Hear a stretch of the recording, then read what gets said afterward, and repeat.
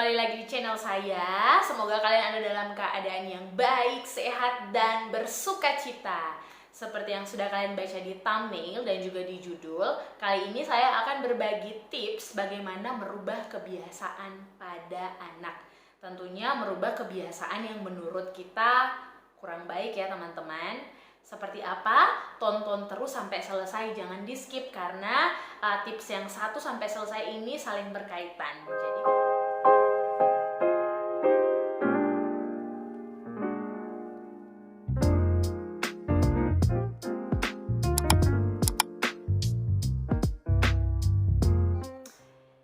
Jadi teman-teman, tips yang akan saya bagikan ini semuanya berdasarkan pengalaman pribadi saya. Semuanya sudah saya buktikan sendiri ke anak-anak saya. Jadi saya tidak akan berbagi hal-hal atau tips yang belum pernah saya alami dan belum pernah saya buktikan ya teman-teman. Langsung saja tips yang pertama, tidak menggunakan kata jangan atau tidak boleh. Ini dulu saya praktekkan ke Barka dan Deus waktu usia mereka 4 tahun Deus dan 5 tahun Barka.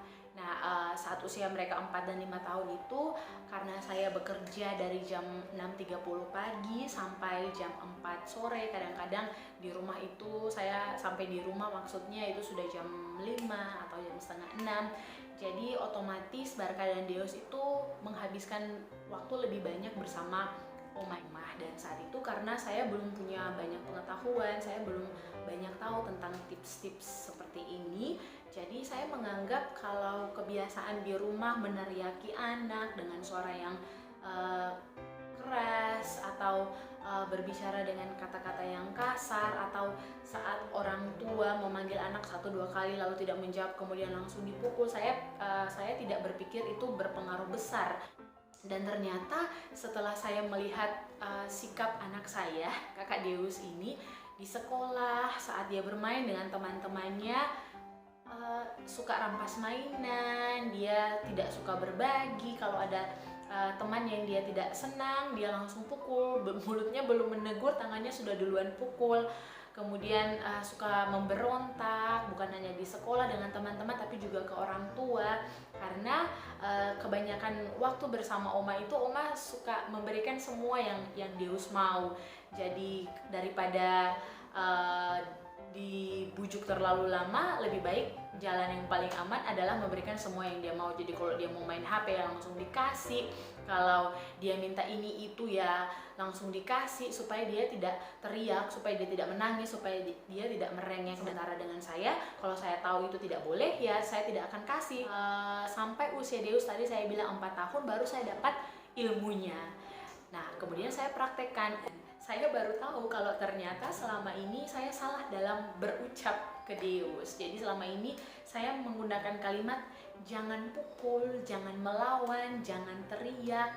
Dan saya baru tahu saat itu, saat Deus usianya 4 tahun, sudah 4 tahun berlalu, otaknya sudah terprogram, baru saya tahu kalau saat kita mengucapkan kata jangan untuk anak 1-7 tahun, mereka belum tahu kata jangan itu artinya apa. Jadi kalau kita bilang jangan melawan, yang mereka tahu itu mamanya sedang bilang oh melawan. Jangan pukul, yang mereka cerna itu hanya pukul. Jangan teriak, yang mereka cerna itu hanya teriak. Mereka belum mengerti jangan itu seperti apa. Jadi apa yang kita mau anak lakukan itu yang kita bilang. Jadi kalau saya maunya Deus itu berbicara lemah lembut, ya saya bilang. Saat mungkin dia teriak, langsung saya bilang eits, Deus anak lemah lembut. Saat dia melawan, memberontak, saya tinggal bilang yang saya mau apa? Saya mau anak saya taat, saya mau anak saya dengar-dengarnya. Saya bilang, oh, Deus anak taat, Deus anak dengar-dengaran. Saat saya tidak mau dia pukul temannya, saya tidak mau dia pukul saya, ya saya tinggal bilang, Deus tangan yang baik, Deus pakai untuk apa? Untuk menulis, untuk pegang sendok makan. Jadi kita mengucapkan ke anak apa yang kita mau. Tidak usah kita mengucapkan sebaliknya dengan menggunakan kata jangan. Meskipun niat kita ya anak kita supaya jangan melawan, tapi sebenarnya ternyata kita harus menggunakan kalimat yang kita mau. Itu tips yang pertama ya teman-teman. Dan tips ini bukan saya bukan saja hanya saya praktekkan ke Deus, tapi juga saya praktekkan ke Barka. Karena sampai Barka usia 5 tahun baru saya dapat ilmu ini, dan selama 1-5 tahun itu Barka anaknya kurang percaya diri, kurang berani. Jangankan di sekolah, di rumah saja kalau ada orang baru itu Barka tidak mau menampakkan dirinya seperti itu, teman-teman, malu dengan orang baru. Kalau di sekolah saat dimintai gurunya untuk maju ke depan meskipun hanya dengan bernyanyi, itu Barka tidak akan mau, teman-teman. Kemudian saat dimintai tolong untuk salam saja dengan teman yang baru, itu biasa kalau masuk sekolah berkenalan kemudian salam dengan teman yang baru, itu Barka akan dipaksa begitu ya, teman-teman, supaya mau. Dan setelah saya mengerti ini, saya mengucapkan kata, saya sadar selama ini saya mengucapkan dengan agak keras, jangan malu, orang lain saja bisa kok kakak Tara bisa. Biasanya saya begitu ya, jangan takut. Padahal niat kita sebagai orang tua supaya anak kita tidak malu, anak kita berani. Tapi ternyata kita bukan menyemangati dia, kita malah membuat dia tertanam dalam otaknya, oh harus malu, oh harus takut. Nah, jadi saya ganti kalimatnya, Barka percaya diri, Barka berani, Barka bisa. Nah, apakah itu hanya diucapkan 1-2 kali? Tidak, teman-teman. Ini masih ada langkah selanjutnya, masih ada proses selanjutnya yang harus dilakukan. Tips yang kedua, memberi contoh langsung. Jadi saat tadi yang pertama sudah saya ucapkan ke alam sadarnya, ke pikiran sadarnya Barka dan Deus bahwa mereka berani, mereka lemah lembut. Oh ya, tadi saya lupa, kalau misalnya teman-teman punya kasus mungkin anak teman-teman berani, percaya diri, tidak ada yang teriak-teriak, tapi mungkin anak teman-teman suka kemut makanan, di daerah kita biasanya bilang mimis makanan, itu suka tono-tono makanan dalam mulut itu, teman-teman. Kalau misalnya makan terus tidak langsung ditelan, terus dibiarkan dalam mulut berlama-lama, nah itu ganti saja. Kita mau anak kita makannya dikunyah, selesai dikunyah kalau sudah halus langsung ditelan. Ya, kita bilang saja, Deus makan, kunyah, kalau sudah halus langsung telan. Karena saya juga pernah mengalami itu ya untuk Barka. Jadi biasanya kalau omanya yang kasih makan itu dibujuk rayu gombal itu, teman-teman, dibawa jalan-jalan depan rumah, lihat mobil, lihat motor yang lewat, baru Barka mau makan. Nah, sementara dengan saya tidak mau begitu. Saya maunya makan, duduk baik, kunyah, langsung ditelan. Tapi itu lagi, kalimat kita tidak usah bilang dengan jangan, tidak boleh. Kita ganti saja, makan, kunyah, sudah halus langsung ditelan. Ulang lagi, makan, kunyah, sudah halus langsung ditelan, gitu ya, teman-teman. Atau mungkin kasus-kasus yang lain, kita mau anak kita itu saat di tempat ibadah, saat di rumah orang itu duduk baik, tidak lari-lari, tidak bongkar sana bongkar sini. Ya, kembali lagi, kita hanya cukup mengucapkan kalimat yang kita mau. Barka, Deus, jalan saja ya. Barka, Deus, duduk baik sebentar ya. Meskipun untuk usia anak 1-5 tahun itu untuk duduk baik paling lama itu 5-10 menit, itu sudah sangat lama bagi mereka ya, teman-teman. Tapi tidak apa-apa, kita ucapkan saja supaya mereka mengerti. Tidak usah bilang lari-lari ya, nanti akan masuk di otak mereka, mama suruh lari. Atau mungkin teman-teman sedang mengalami kegagar tangan. Kalau di daerah saya itu bilangnya gagar tang. Mungkin gemes dengan anak teman-teman yang kalau dibilang jangan nonton lama-lama, sekarang sholat, mesti tidur, begitu. Terus anak-anak tidak dengar, malah nonton tambah lama, terus akan terjadi perkelahian dan cekcok sana sini sebelum tidur. Nah, tips dari saya itu, teman-teman, biasanya dulu, karena sekarang saya sudah berhasil, dulu itu saya dengan Barka dan Deus saya buat perjanjian. Dulu biasanya Upin Ipin itu diputar sampai jam 10, sementara saya membuat aturan di rumah harus tidur jam 9 malam. Nah, kalau tank jam 9 lalu Upin Ipin masih sementara berlangsung, saya cuma bilang, oke, kalau begitu tunggu sampai iklan langsung tidur. Nah, tentunya anak-anak saya dalam hal tersebut taat, teman-teman. Jadi mereka kalau sudah janji itu yang mereka kerjakan. Jadi pas iklan pertama Setelah jam 9 itu mereka langsung matikan TV dan gosok gigi dan sebagainya, persiapan untuk tidur. Nah, tinggal bilang saja teman-teman, tidak usah dibilang jangan nonton lama-lama, jangan nonton lama-lama. Yang masuk dalam otak mereka adalah nonton lama-lama.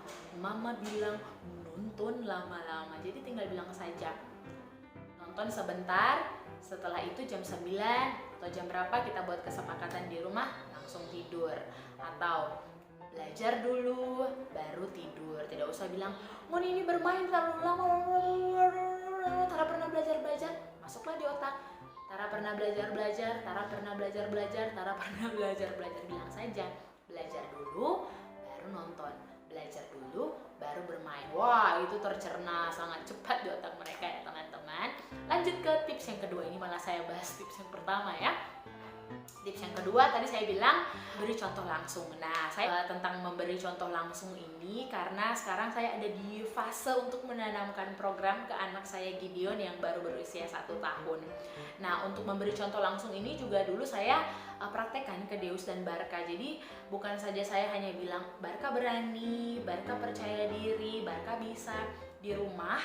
Setelah biasanya setiap hari saat pulang sekolah itu saya tanya ke gurunya bagaimana Barka hari ini, kalau Barka sudah berani atau belum, sudah bisa atau belum.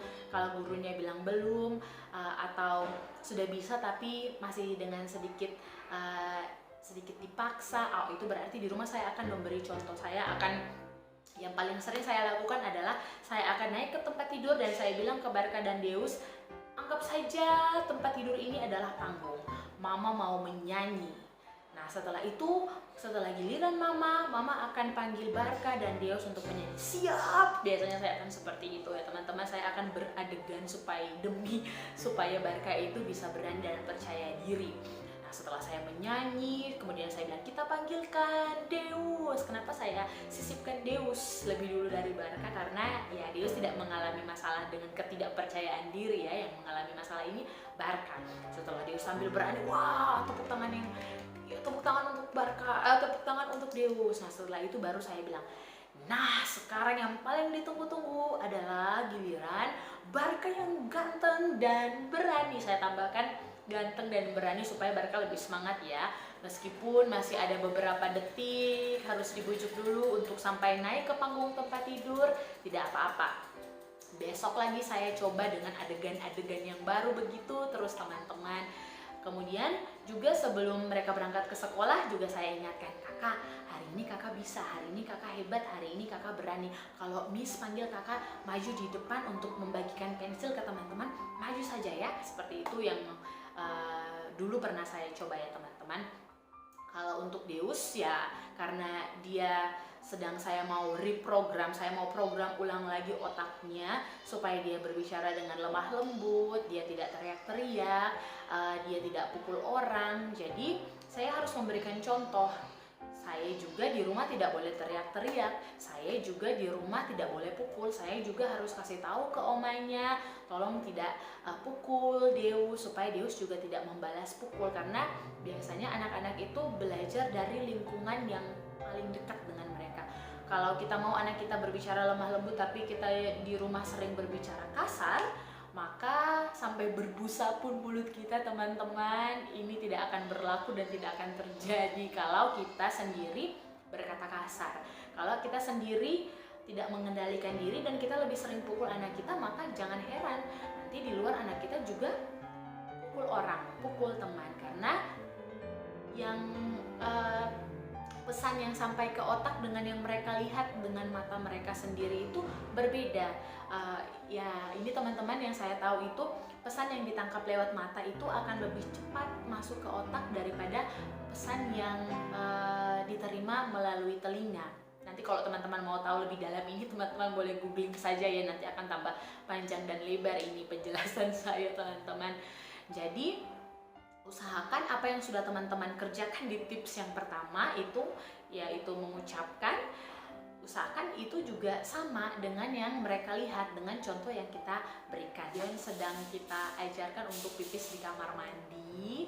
Jadi ini kalau mau ajarkan anak-anak teman untuk pipis di kamar mandi, mungkin yang seperti saya sedang ajarkan ke Gideon ini, usahakan anak-anak sudah tahu dulu pipis itu seperti apa ya teman-teman. Nah, untuk Gideon ini karena Gideon sudah tahu pipis itu apa, jadi sekarang saya dan suami sengaja tidak memakaikan popok untuk Gideon, kan Gideon untuk pipis di kamar mandi. Nah, ini kita ajarkan Gideon ini sudah lebih dari 2 bulan ya teman-teman, dan belum jadi-jadi. Terus saya dan suami memberi contoh langsung, Gideon saat makan harus duduk baik. Nah, ini teman-teman sudah Gideon lakukan makan sambil duduk baik ini dari usianya 9 bulan. Jadi saat dia berusia 9 bulan, kami sudah biasakan Gideon duduk di meja makan. Awalnya kami suapi, kemudian saat dia bisa pegang sendok sendiri di usianya 1 tahun, dia mulai dari 1 tahun itu sampai sekarang usianya 1 tahun 7 bulan, dia sudah terbiasa dengan makan sendiri. Dan ini lebih mudah teman-teman, lebih cepat, karena memang sejak Gideon belajar makan, Gideon sudah tahu kalau makan itu harus duduk baik, tidak sambil jalan-jalan. Berbeda dulu dengan kakak-kakaknya yang makan harus dibujuk keliling-keliling kompleks, keliling-keliling rumah. Kemudian harus saya program kembali otak mereka, dihapus dulu, lalu kemudian diganti dengan tulisan makan duduk baik. Kalau di kondisi Gideon, karena memang otak Gideon ibarat kaset yang masih kosong, nah yang program yang pertama saya taruh yaitu makan duduk baik. Jadi itu memang melekat erat pada Gideon teman-teman. Jadi sampai hari ini Gideon kalau mau makan itu pasti cari kursi, pasti cari meja.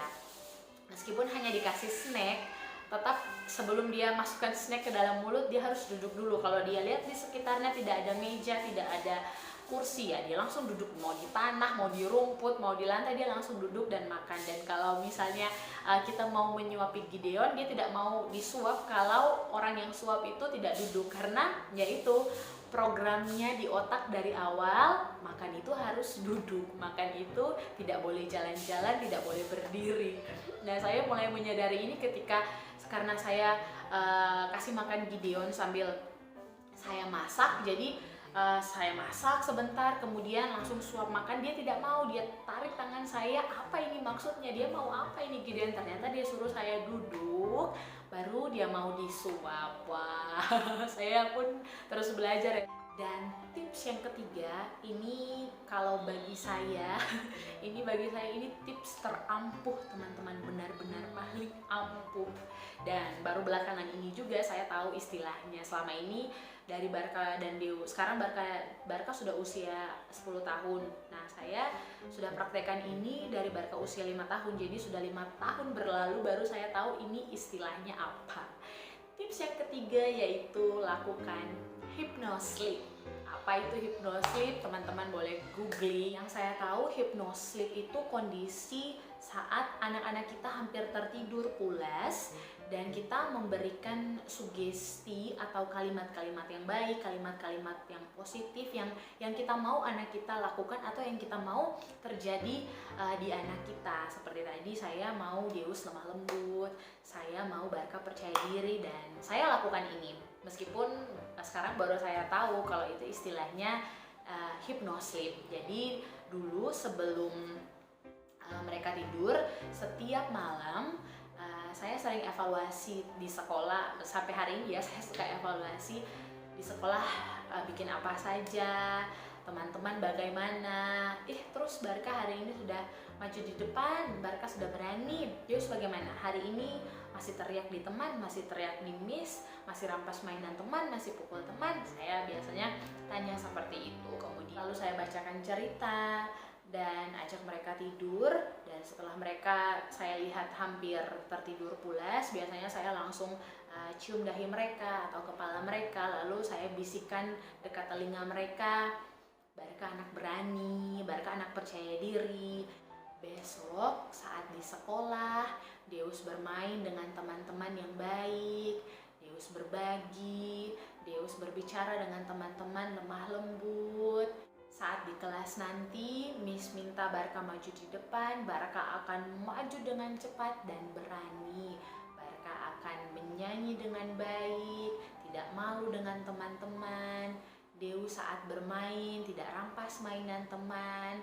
Kalau mau minta berbagi dengan lemah lembut dan tidak kasar. Itu terus saya ucapkan setiap malam saat mereka hampir tertidur pulas. Nah, kenapa harus dilakukan hypnosleep ini teman-teman, dan kenapa saya bilang hypnosleep ini paling ampuh teman-teman? Karena 80%, ada yang bilang 80%, nanti kalau teman-teman baca atau teman-teman cari artikel-artikel lainnya, ada yang bilang 80%, ada yang bilang 70%, 75%. Jelas pola tingkah laku manusia itu lebih banyak digerakkan oleh pikiran bawah sadar. Nah, yang saya tahu saat usia mereka 1 sampai 7 tahun adalah saat dimana kita harus menanamkan program di otak mereka, karena saat mereka 7 tahun ke atas itu otak mereka sudah seperti kaset yang sudah diisi programnya dan siap untuk dijual teman-teman. Nah, teman-teman bisa bayangkan, Deus sudah usianya 4 tahun, Barka sudah usianya 5 tahun, baru saya tahu ilmu itu. Jadi saya hanya punya waktu 2 tahun untuk Barka dan 3 tahun untuk Deus. Untuk saya apakan? Untuk saya program kembali otak mereka. Jadi saya harus hapus dulu yang menurut saya tidak baik, kemudian saya masukkan kembali program ke otak mereka yang menurut saya baik. Kadang-kadang saya tambahkan ya teman-teman, saya tambahkan Barka dan Deus itu anak yang tahu membuang sampah pada tempatnya. Saya tambahkan Barka dan Deus, saya tambahkan kalimat-kalimatnya ya, kalau teman-teman mungkin baca nanti, mereka mengistilahkannya dengan kata script. Jadi yang saya sampaikan ke Barka dan Deus itu ternyata istilahnya dalam dunia hipnoterapi itu adalah script. Jadi saya sampaikan Barka dan Deus anak yang jujur, Barka dan Deus anak yang bertanggung jawab. Itu saya ulangi terus teman-teman, sampai saya melihat sikap mereka, tingkah laku mereka itu berubah seperti yang saya mau, dan ini benar-benar ampuh. Saya sudah buktikan sendiri teman-teman. Bahkan sampai hari ini itu karena mungkin benar melekat dalam pikiran bawah sadar mereka, Deus itu sekarang malah kalau bermain di sekitar kompleks, bermain dengan teman-temannya itu, terus kalau dia dipukuli, dia tidak akan membalas pukul. Dia hanya gemes saja, dia hanya akan mengoceh dengan mulutnya saja, tapi dia tidak akan pukul. Pulang dia akan cerita ke saya, "Mama tadi si ini dia pukul Pak De di sini, dia pukul di sini, dia pukul di sini." "Kok dia balas?" Saya biasanya tanya. "Deus balas." Deus bilang, "Tara ada kan Mama bilang Tara boleh pukul." Jadi yang saya hypnosleep anak saya itu teman-teman dari usianya 4 tahun sampai hari ini usianya 9 tahun itu melekat erat teman-teman. Bahkan saya menjadi tidak takut, meskipun teman-teman kalau mungkin ini bisa saja berubah di lingkungan mereka. Misalnya mereka setiap hari mendengar dan melihat teman-temannya memaki, teman-temannya memukul, ini bisa saja berubah. Makanya saya harus tanamkan fondasi yang kuat untuk anak-anak saya, dan saya sangat bersyukur karena meskipun mereka bermain dengan teman-teman yang setiap harinya memaki, setiap harinya mengucapkan kata-kata yang kasar, teriak, memukul, tapi saya bersyukurnya Barka dan Deus sampai hari ini tidak pernah ketularan memaki, ketularan memukul. Jadi saya pikir-pikir ya mungkin karena sadar mereka itu sudah mengontrol diri mereka bahwa mereka itu anak baik, mereka itu tidak suka memaki, mereka itu anak jujur, mereka itu menggunakan tangan yang baik, tidak untuk memukul. Dan seperti itu ya teman-teman. Itulah kenapa saya bilang benar kalau yang dominan, yang paling berperan untuk mempengaruhi tingkah laku kita itu ya pikiran bawah sadar. Dan yang saya tahu setelah anak-anak di atas 7 tahun bisa mereprogram otak mereka dengan kebiasaan-kebiasaan yang menurut kita baik, hanya saja butuh waktu yang lebih lama karena 1-7 tahun itu sudah melekat dalam diri mereka. Jadi kalau usia anak-anak teman-teman dari usia 1-7 tahun, mereka menerima semua yang baik, mereka mendapatkan ilmu yang benar, didikan yang benar, maka teman-teman seperti akan menuai di atas 7 tahun. Teman-teman akan melihat mereka menjadi anak-anak yang sopan. Kalau dari 1 sampai 7 tahun kita sudah ajar mereka sopan, kita sudah bilang mereka berani, kita sudah bilang mereka rajin, kita sudah bilang mereka percaya diri, dan kita akan melihat tingkah laku mereka itu di 7 tahun ke atas, karena pikiran bawah sadar mereka sudah merekam semua program yang kita taruh itu teman-teman, dari mulai yang kita ucapkan, yang kita berikan contoh, mereka lihat dengan mata mereka, dan kemudian kita tanamkan ke pikiran bawah sadar mereka. Nah, mungkin ada teman-teman yang bertanya, lalu berapa lama sampai berhasil kita menghipnosis anak-anak kita ya? Saya tidak tahu pastinya teman-teman. Mungkin beda-beda, mungkin di anak saya bisa berhasil dalam beberapa bulan, mungkin ada juga yang lebih cepat, mungkin ada juga yang lebih lama. Kalau saya sendiri, saya melakukan hipnosis hanya sampai saat saya melihat Barka dan Deus mengalami perubahan ke arah semua yang saya katakan saat mereka tidur itu teman-teman. Jadi untuk Barka dan Deus waktu itu tidak sampai 1 tahun saya sudah bisa dikatakan berhasil, atau saya sudah bisa melihat Deus perlahan-lahan mulai tidak teriak, Deus perlahan-lahan mulai berkata yang baik, Barka semakin percaya diri, berani tampil di depan, dan kemudian saya hentikan hipnosisnya dan saya lebih banyak ke pikiran sadar mereka. Pikiran sadar mereka itu yaitu tadi tips yang pertama dan tips yang kedua. Nah, setelah pikiran bawah sadar mereka menerima pesan, mereka lemah lembut, mereka percaya diri, kemudian saya perkuat dengan pikiran sadar mereka. Jadi saya hanya mengulangi memberi contoh berani seperti apa, lemah lembut seperti apa, dan terus mengucapkan mereka anak baik, mereka anak berani, mereka anak lemah lembut, yang seperti itu saja teman-teman, supaya pesan yang mereka terima di pikiran bawah sadar dan pikiran sadar mereka itu sama. Nah, jadi jangan sampai saat kita menghipnosis anak-anak kita tadi malam, terus tiba-tiba kita melihat perubahannya drastis, tiba-tiba besoknya atau lusanya berubah. Misalnya kita mengucapkan Barka anak yang rajin, terus pagi-paginya yang biasanya dia bangun terlambat, dia tidak mau membantu mama, suka malas-malasan, terus tiba-tiba bangun pagi, dia menyiapkan tasnya, mengisi air minumnya, sarapan, membersihkan tempat tidur, terus kita malah begini, biasa malas, biasa bangun terlambat. Nah, jangan sampai kita lakukan itu ya teman-teman, karena nanti pesan di alam, saya suka bilang alam ya teman-teman, jangan sampai seperti itu, karena nanti pesan yang diterima oleh pikiran bawah sadar dan pesan yang dia terima langsung dari kita dalam pikiran sadarnya itu berbeda, maka akan kacau. Oh, yang mana nih yang benar?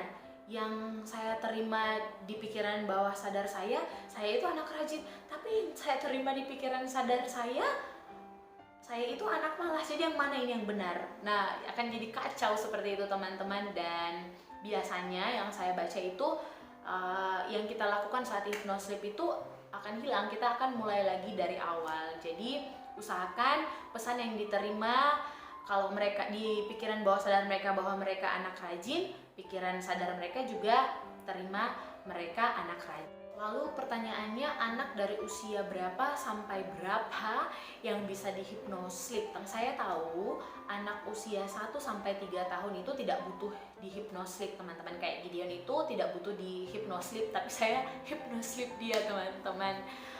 Karena anak usia 1 sampai 3 tahun itu masih ada dalam kondisi hipnosis. Jadi pikiran sadarnya belum aktif. Jadi semua yang kita katakan, semua yang kita contohkan itu semuanya terekam ke pikiran bawah sadarnya. Jadi langsung ya teman-teman, langsung direkam, langsung dilakukan. Jadi untuk anak usia 1 sampai 3 tahun itu, apabila dia sudah dari awalnya, dari masih kasetnya kosong itu kita sudah isi dengan program yang baik, itu akan terlihat lebih cepat dibandingkan dengan anak-anak kayak Barka dan Deus yang sudah 4-5 tahun kemudian kita harus program ulang. Itu kalau bisa saya ibaratkan itu seperti air galon yang mau kita bersihkan, jadi kita harus buang dulu airnya, kemudian kita cuci bersih, baru kita taruh lagi, kembali air yang bersih. Nah, kalau otak anak 1-3 tahun itu kan seperti galon yang masih baru, yang masih bersih, tinggal kita isi saja dengan kebiasaan yang baik, dengan pola hidup yang baik, ya itu sudah langsung terekam ya teman-teman, sudah langsung terjadi. Nah, tapi tadi kenapa saya bilang Gideon saya hypnosleep, karena saya sudah coba yang saya lakukan untuk Barka dan Deus itu saya ulangi, saya bilang ke Gideon, tapi saya lihat sepertinya ini tidak berefek. Jadi saya coba tips yang ketiga yang menurut saya ini paling ampuh, karena Gideon kalau mau bangun minum susu itu teriak. Dia tidak bilang mau minum susu, dia menangis langsung. Suaranya itu biasanya kalau menangis kan pelan dulu, sedang, tapi kalau Gideon ini langsung tinggi, melengking teman-teman. Nah, itu terjadi kurang lebih 2 bulan, dan saya pikir ini saya sudah bilang terus, Gideon kalau mau minum susu bilang saja. Biasanya kan dia belum bisa bilang susu, tapi dia bilang mam, bilang saja mama, mam. Saya sudah bilang ulang-ulang, tapi sudah 2 bulan tidak berpengaruh, dan saya lakukanlah hypnosleep teman-teman. Dan ajaibnya, saya hypnosleep malam itu, ini sekitar 2 minggu yang lalu, saya hypnosleep saat Gideon hampir tertidur. Saya bilang, Gideon, sebentar malam saat bangun mau minum bilang saja mama, mam. Gideon tidak teriak, Gideon tidak menangis, Gideon kasih bangun mama, mama, mam. Ulangi terus sampai Gideon tertidur pulas. Dan besok malamnya apa yang terjadi teman-teman? Tadang-tadang, terjadi seperti yang saya ucapkan teman-teman. Karena malam itu Gideon tidur lebih awal, karena saya masih kerja sampai jam 11. Biasanya Gideon itu bangun sekitar jam 11 untuk minum susu. Saat saya dari kamar mandi, saya lihat Gideon bangun, kemudian karena dia pikir saya tidur di sampingnya, terus dia tepuk-tepuk bantal di sampingnya, terus dia bilang mama, mam. Mama, mam. Langsung saya jawab, oke, mama bikin susu dulu. Itu terjadi sampai sekarang teman-teman. Jadi cepat sekali ya. Mungkin cara yang saya pakai untuk anak-anak saya ini tidak berpengaruh untuk anak yang lain. Mungkin karena anak yang lain butuh cara yang lain, butuh metode yang lain. Nah, itu teman-teman mungkin bisa konsultasikan langsung ke ahlinya, mungkin psikolog atau ahli hipnoterapi. Nah, tapi mayoritas yang saya tahu teman-teman, tips 1, 2, dan 3 ini kebanyakan dipakai untuk dari ahli hipnoterapi untuk mereprogram otak anak untuk tingkah lakunya menjadi seperti yang kita mau. Atau mungkin teman-teman perlu mencoba cara yang lain, silahkan, karena cara yang saya pakai ke Barka, Deus, dan Gideon ini juga tidak semuanya sama. Misalnya saya pakai tips yang satu berhasil dengan cepat untuk Gideon, tapi tidak berhasil dengan cepat untuk Barka dan Deus, atau sebaliknya. Karena pengalaman saya dulu saat Barka dan Deus mulai belajar pegang pensil, itu saya sudah tanamkan ke mereka bahwa mencoret-coret itu tidak di tembok, mencoret-coret itu di buku. Saya kasihlah bukunya, saya kasih buku gambar, saya kasih kertas. Nah, untuk Gideon sudah saya contohkan, sudah saya ucapkan, sudah saya kasih bukunya, kasih penanya. Saya bilang coret-coret di buku, tidak coret-coret di tembok. Tapi tetap saja Gideon akan coret-coret di tembok. Nah, itu yang saya bilang ya teman-teman, mungkin kita perlu improvisasi cara kita teman-teman. Mungkin intinya sama, hanya kita coba cara-cara yang sedikit berbeda untuk setiap anak. Karena saya mengalami sendiri, cara ke Barka harus mengalami perubahan sedikit, cara ke Deus harus mengalami perubahan sedikit, ke Gideon juga seperti itu. Untuk belajar pipis di kamar mandi juga sama teman-teman. Barka dan Deus itu saya hypnosleep 1-2 kali saja saat mereka sudah bisa berjalan di usia mereka 10-11 tahun, 10-11 bulan ya, bukan 10-11 tahun. Saat mereka sudah bisa jalan itu tidak lama, tidak sampai 1 minggu mereka sudah tahu kalau mau pipis malam, bangun ke kamar mandi, pipis di kamar mandi. Jadi mereka sudah tidak pakai popok itu sebelum usia mereka 2 tahun. Nah, sementara untuk Gideon prosesnya lebih membutuhkan waktu lebih lama. Sudah saya dan suami ulang-ulang bilang pipis harus di kamar mandi, pipis tidak di ruang tamu, tidak di dapur. Kalau Gideon mau pipis bilang nanti mama atau papa atau kakak antar ke kamar mandi. Tapi sampai Gideon usianya 1 tahun 7 bulan sekarang ini masih terus diulang, berbeda dengan kakak-kakaknya. Nah, berarti PR-nya saya adalah belajar lagi, cari tahu lagi, mencoba lagi. Nah, tadi saya belum jawab ya, untuk sampai usia berapa anak bisa dihipnoslip. Menurut para ahli hipnoterapi, yang bisa dihipnoslip itu sampai usia yang paling efektif ya teman-teman, efektifnya itu di usia 1 sampai 12 tahun, karena di atas usia 12 tahun anak-anak lebih cepat terbangun. Jadi mereka mendengar suara sedikit sudah terbangun, atau mendengar atau merasakan sedikit gerak-gerak sudah terbangun. Belum kita membacakan skripnya, belum kita mengucapkan kalimatnya, anak-anak sudah bangun. Tapi kalau mereka anak yang di atas 12 tahun atau orang dewasa pun bisa dihipnoslip, asal mereka benar-benar ada dalam keadaan tertidur, belum tertidur pulas tapi tertidur. Nah, karena saya juga sudah praktekkan hipnoslip ini ke suami saya teman-teman, dan sugesti-sugesti saya itu berhasil terjadi buat suami saya. Mungkin itu saja tips yang bisa saya bagikan untuk teman-teman sekalian berdasarkan pengalaman pribadi saya, bagaimana merubah kebiasaan anak menjadi kebiasaan-kebiasaan yang kita mau dan menurut kita benar. Kalau teman-teman suka dengan video ini, silahkan like. Kalau teman-teman melihat ada orang lain yang membutuhkan informasi, atau ada anak-anak dari saudara kita, teman kita yang butuh dihipnoslip atau membutuhkan tips-tips ini, silahkan di-share. Semoga kalian terinspirasi. God bless you. Sampai jumpa di video berikutnya.